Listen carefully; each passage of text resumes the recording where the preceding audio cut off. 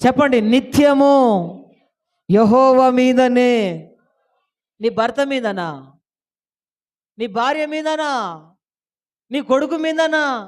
అరే నీ ఉద్యోగం చదవండి అయ్యా.